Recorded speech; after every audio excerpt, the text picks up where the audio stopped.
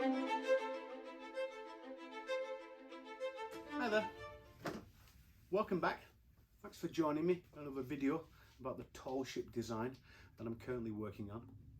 This is a little video on the design, on how to create or how to build or assemble a design for your particular marquetry.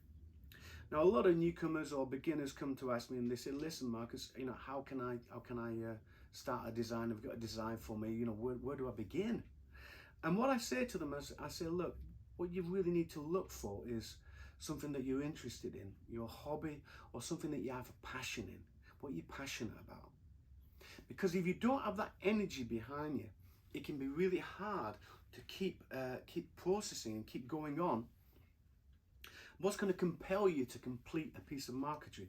And it's generally something that you feel happy about making. If you don't feel happy about doing it, it makes it harder.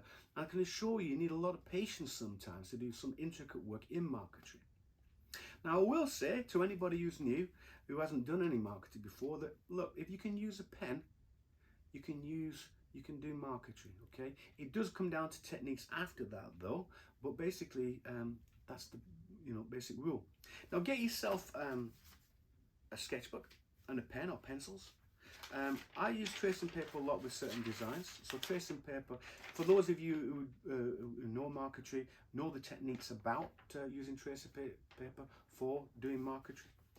But putting that aside, what I used to do before the computer, before Google, before the internet, I used to go and have a look in bookshops, in libraries, in newsagents, and I used to collect postcards and greetings cards on things that I thought looked beautiful.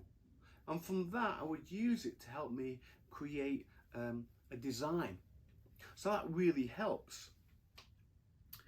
The other thing that you can do, you can go onto Google and you can create a Word document. Make sure the parameters allow as much as possible, but also allow it to print out, so it's within those margins. But what you can do, go onto Google, type in tall ship, create a Word document called tall ships. And what you do, you find a picture you like, copy it and paste it into the Word document, and then the next one, and the next one. And maybe you look into seas or the ocean. Seas, ocean, photos, copy. Now don't get me wrong, there'll be some artist work out there, and I'm not an advocate to copying people's work and palming it off as your own. I would recommend that you actually accredit them in that work if you're going to do a direct copy. But what I do is I collect lots of different pictures and pieces together, and then what I do, I'll go through it, and I'll say, I like that, I like the shape of that. I like that, I like the composition of that. Oh, this one I like because I like the colours. And can you see what I'm doing? Then I'll combine this, this and this, and I'll re-emulate that, I'll recreate that in a design, and that's when I use the sketches. Okay. Now in today's standards, we've got AI generated images, which you can just utter a few words out, type a few words in, and it will generate an image of certain degrees of quality. I would say you could also start there. It will save you a lot of the hard work of actually going to a shop and buying cars and etc.